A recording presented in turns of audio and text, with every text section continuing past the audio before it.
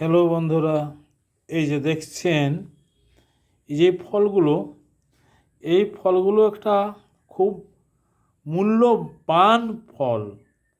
যেমন এই যে দেখছেন এগুলো এগুলো হচ্ছে, এর নাম কি হচ্ছে আমলকি ফল, যা মানুষের শরীরে খুব উপকার দেয়। এটাকে কেটে একটু বিট নুন দিয়ে শুকনো করে খাওয়ার পর, ভাত খাওয়ার পর, যে কোনো খাওয়ার পর যদি একটু করে খাওয়া যায়, অতি সহজেই সেই খাবার কিন্তু হজম হয়ে যায়।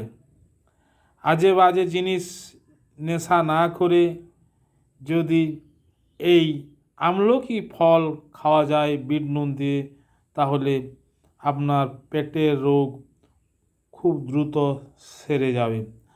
আর তার সঙ্গে দেখছেন দাদা ভাইরা, এই যে এইটা কি বলুন তো, এত সুন্দর একটা ফল, যাকে খুব ভালো কথায় শ্রীফল বলে, আর অনেকেই বলে বেল। এটা কিন্তু একটা পাকা বেল বন্ধু।